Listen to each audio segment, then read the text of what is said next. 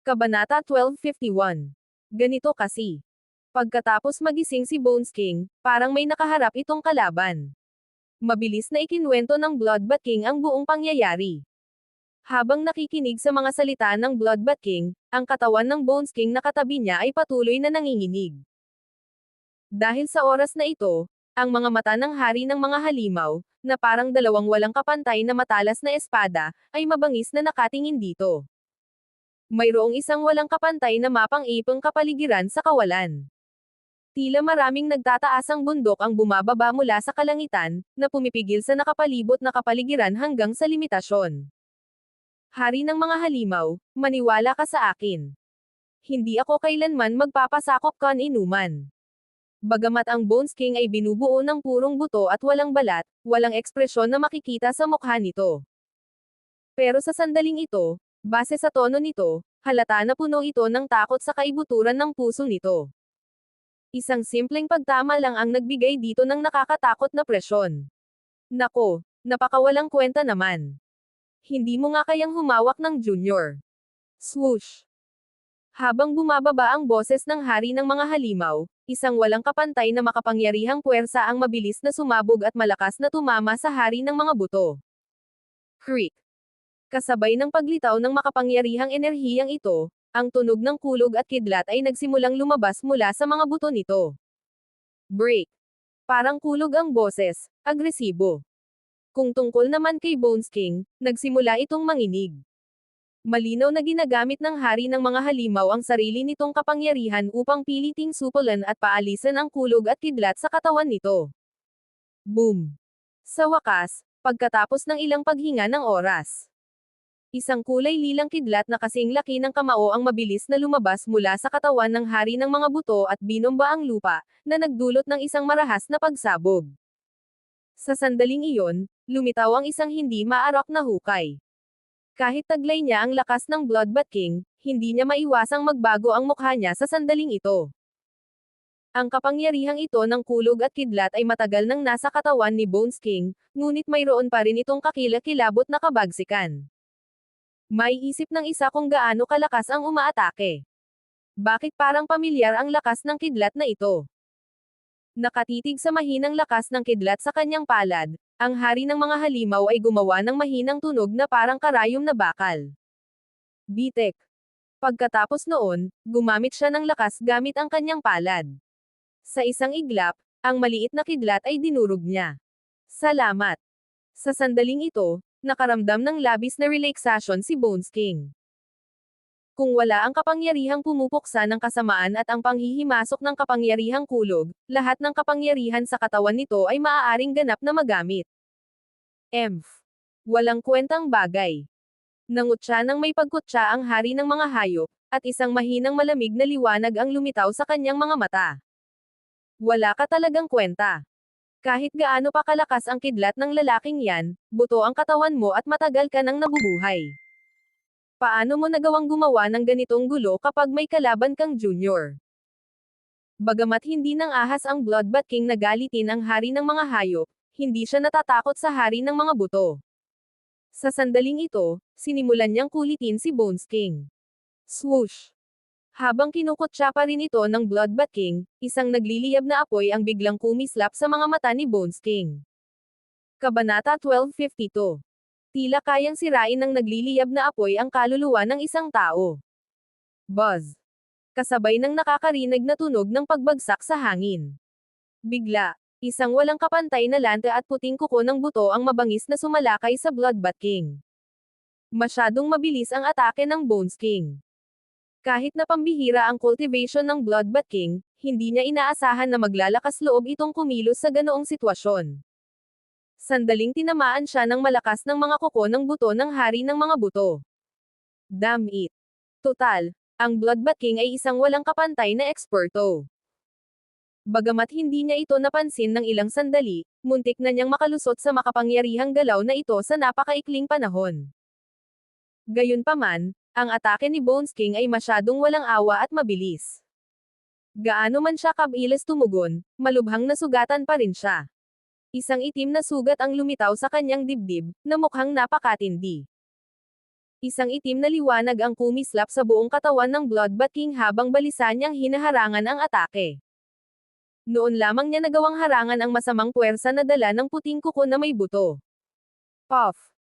Matapos tamaan ng galaw na ito, hindi napigilan ni Bloodbath King na dumura ng dugo at itinaas ang kanyang ulo para umungol sa galit. Hari ng mga buto, baliw ka ba? Pagkatapos, ikinumpas niya ang kanang kamay. Ang matutulis at maputlang mga palad ay nagsimulang magpaikli ng mga guhit ng pulang dugong liwanag. Malinaw na ang Bloodbath King ay tunay na galit, at naghahandang lumaban. Humph! Gayunpaman, sa sandaling ito, ang hari ng mga halimaw na nakatayo sa ibabaw ng sawa ay nagpakawala ng isang malamig na sungoat. Ang boses niya ay parang kulog, niyayanig ang dalawang tao sa ibaba hanggang sa hindi na mapigilan ng kanilang mga katawan ang pag-ugoy. Kayong dalawang walang kwentang tao, iniisip niyo ba talaga na wala ako? Malamig ang tono niya at may bahid ng galit. Naiinis na siya dahil sa bastos na away ng dalawa.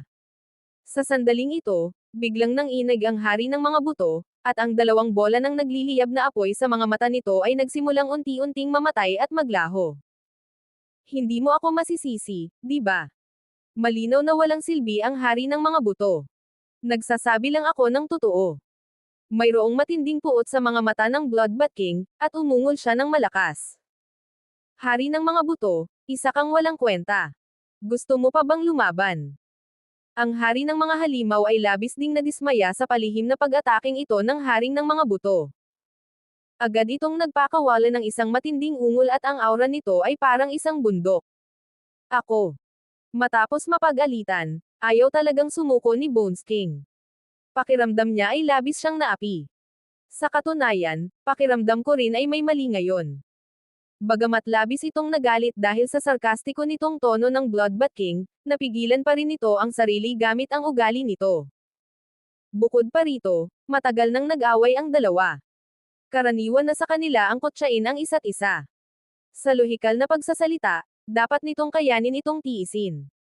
Pero ngayon lang, nang mangutsa ang Bloodbath King, ang galit sa puso nito ay tila pinasabog ng isang bomba. Hindi nito ito mapigilan, kaya't bigla na lamang siyang inatake nito. Gayunpaman, sa sandaling ito, hindi pa ito makahanap ng angkop na dahilan para sagutin ang tanong ng hari ng mga halimaw. Bones King, kahit hindi tayo magkasundo, hindi mo naman kailangang maging ganoon kalupit, di ba? Papatayin mo ba talaga ako? Alam mo ba, noon, ang dami nating eksperto, walang kapantay. Ngayon, tayong tatlo na lang ang buhay. Gusto mo akong patayin? Pabilis ng pabilis ang pagsasalita ng Bloodbath King, na parang galit na galit, at muling kumislap ang mga mata niya sa galit. Kabanata 1253. Walang masabi si Bones King. Sobrang awkward ng atmosphere. Gayunpaman, hindi napansin ng tatlo na sa oras na ito, dalawang kakaibang streamer ang tahimik na pinakawalan mula sa isang nakatagong posisyon sa kawalan. Ang dalawang daluyan ng liwanag ay pula at pilak. Nagsanib puwersa ang mga ito at dahan-daang kumalat. Mahirap mapansin ang mahinang liwanag na iyon, at wala talagang tunog na maririnig. Kahit na may walang kapantay na cultivation ang hari ng mga halimaw, hindi niya ito mapansin. Sa sandaling ito, ang dalawang daloy ng dumadaloy na liwanag ay tahimik na dumaloy at bumuhos sa katawan ng Bloodbath King sa bilis ng kidlat. Sa harap ng galit ng Bloodbath King, wala talagang paraan ang Bones King para ipaliwanag ito. Total, sa sitwasyong ito, hindi nito maipaliwanag. Dahil ba hindi nito mapigilan ang galit nito? Gayunpaman, nang makita niyang hindi man lang siya binigyan ng paliwanag ng Bloodbath King, lalo siyang nadismaya. Ang kanyang tono ay naging napakalakas at napakalinaw. Ano? Bones King, matagal na kitang kinasusuklaman. Kung hindi lang ako nakaiwas ng mabilis ngayon, natatakot akong napatay mo na ako sa galaw na yan. Dahil napakawalang awa mo, pumunta ka sa impyerno.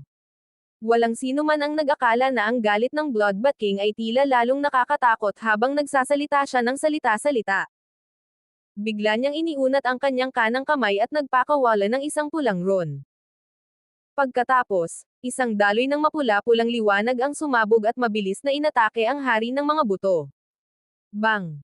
Sa sandaling ito, si Bones King ay lubog pa rin sa pagkakasala. Bukod pa rito, medyo nalilito rin ito, kaya hindi ito gumawa ng anumang pag-iingat. Ang mas hindi inaasahan ay alam ng Bloodbath King na nandito ang hari ng mga halimaw, ngunit naglakas loob pa rin siyang gumawa ng hakbang. Bilang resulta, ang pulang dugong liwanag na dumadaloy ay agad na tumama sa katawan ni Byron King. Habang sumiklab ang matinding pagbangga, ang buong katawan ni Bones King ay lumikha ng tunog ng pagkabasag ng mga buto. Umuungol. Nabali lahat ang mga buto, at ito ay galit na galit. Nagkakasala at sinisisi pa rin ang hari ng mga buto. Pero ngayon, hindi na nito kayang pigilan pa. Ang biglaang palihim na pag-atake ng Bloodbath King ay lalong nagpalala sa pinsala nito. Bukod pa rito, hindi siya naging madali. Pinaikli pa niya ang isa pang bakas ng kamay at handa nang umatake muli. Hari ng dugo na paniki, sa tingin mo ba talaga ay madali akong apihin? Ang nakatagong galit sa kanyang puso ay parang pagsabog ng bulkan. Sa sandaling ito, sa mga mata ni Bones King, isang malamulto na apoy ang muling kumislap, nagliliyab ng matindi. Buzz! Biglang natapakan ng paa nito ang lupa, at sa isang iglap, isang dagandong ang lumitaw. Sa lupa, nagsimulang sumabog ang mga puting sibat na may buto. Tumagos ang mga ito sa lupa at lumutang sa ibabaw ng kawalang hanggan. Libu-libong sibat na gawa sa buto ang naging mga kidlat at sumugod patungo sa Bloodbath King. Hehe, papatayin kita ngayon. Pumunta ka sa impyerno. Hindi nagpakita ng anumang senyales ng panghihina ang Bloodbath King.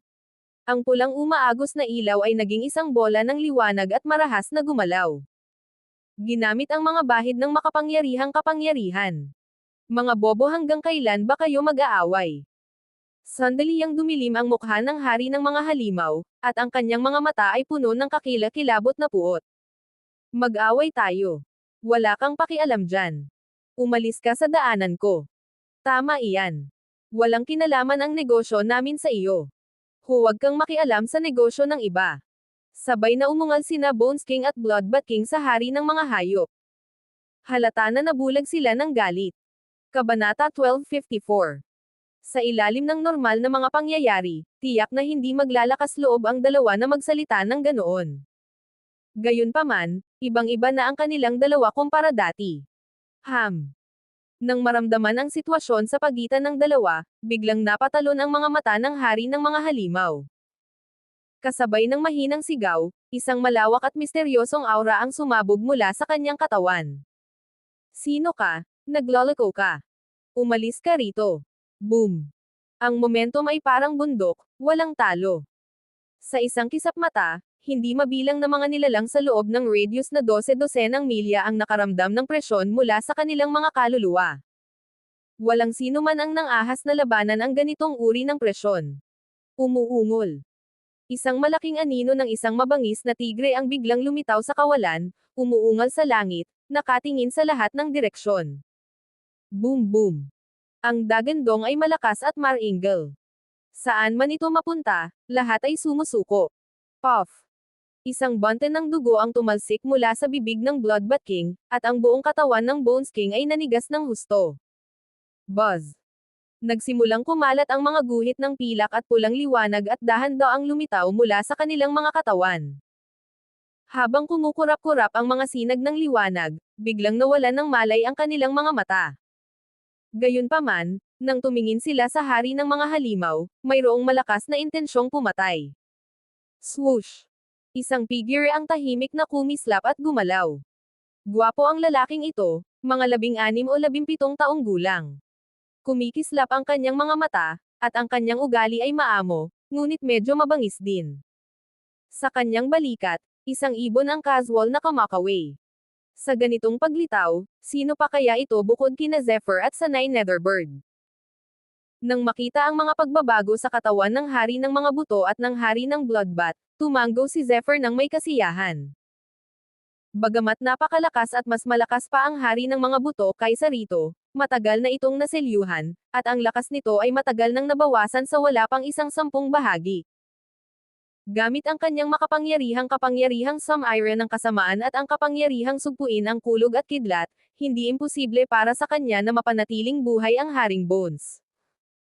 Ang dahilan kung bakit niya ito hinayaan na makatakas ay dahil na-activate na ni Zephyr ang Eye of Evil Breaking at ikinulong ang Bones King sa lugar nito mula pa sa simula. Malinaw na kitang-kita ang epekto. Sa tulong ng Bones King, na-control pa ni Zephyr ang Bloodbath King. Habang nakatingin sa hari ng mga halimaw sa harap niya, mahinahong sinabi ni Zephyr, "Sumuko ka o mamatay ka." Walang pakialam si Zephyr sa hari ng mga buto at sa hari ng Bloodbath. Ang kanyang atensyon ay nakatuon lamang sa napakalaking nilalang na nasa harap niya. Ang lakas ng lalaking ito ay napakalakas. Kung mapapatiisin niya ito, malaking tulong iyon sa kanya. Ikaw lang.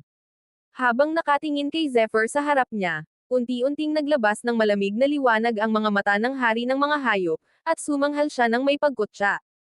Umuungol. Isang dagandong ang nagsimulang sumabog mula sa nakapalibot na espasyo.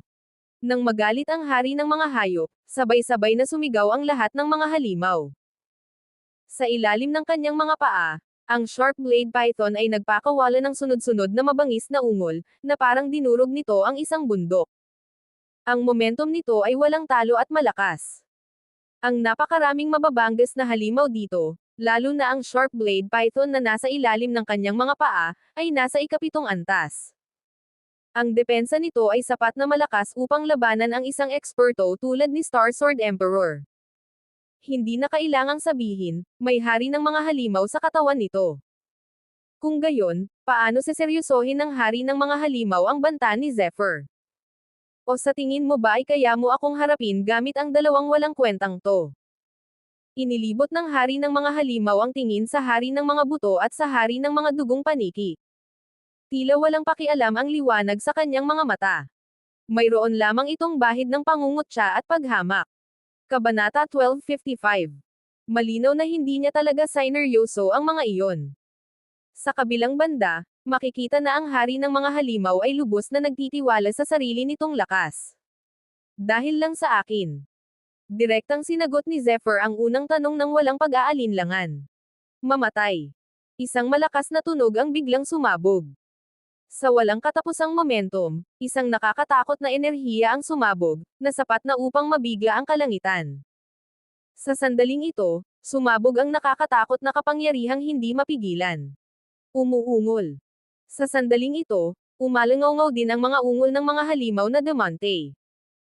Habang inilalabas ng hari ng mga halimaw ang utos, sa isang iglap, mabilis siyang binalot ng mabangis, uhaw sa dugo, at dominanteng aura. Nakakatawa. Unti-unting lumilitaw ang bahid ng malamig na pangungutya sa mga sulok ng bibig ni Zephyr.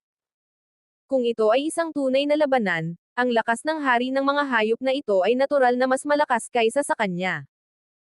Bagamat taglay ni Zephyr ang kapangyarihang Sumira ng kasamaan at ang kapangyarihan ng kulog at kidlat upang protektahan siya, napakahirap pa ring patayin ang hari ng mga hayop na iyon. Kahit imposibleng patayin siya, hindi naman imposibleng supulan siya.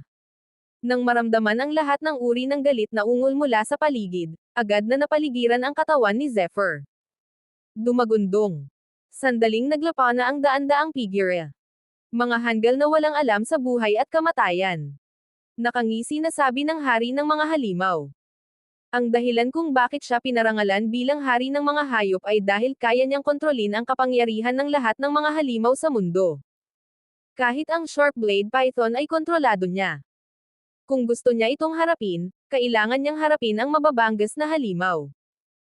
Kaya naman, kahit pa kontrolado ni Zephyr si Bones King at ang Bloodbath King, wala siyang pakialam dahil alam niyang may kakayahan itong patayin si Zephyr. Habang kampante pa rin ang hari ng mga halimaw, isang dalawang kulay na liwanag ang biglang lumitaw mula sa manipis na hangin. Ito ay napakalinaw at misteryoso. Nang lumitaw ang kabilang panig, agad itong nagliyab at gumalaw na parang apoy ng mga bituin, mabilis na kumalat sa lahat ng direksyon. Umuungol. Sa loob lamang ng 3 paghinga, napaligiran na ng liwanag ang lugar sa loob ng radius na 5 kilometro. May 2 kulay sa liwanag, kabilang ang matangkad na eskarlata at mahiwagang pilak na liwanag. Ano man ang uri ng liwanag na iyon, makakaramdam ka ng malalim na aura mula rito, na para bang ang isip mo ay lulubog dito sa isang sulyap. Ito ay walang iba kundi ang mahiwagang kapangyarihang isinagawa ng Eyes of Purgatory ni Zephyr.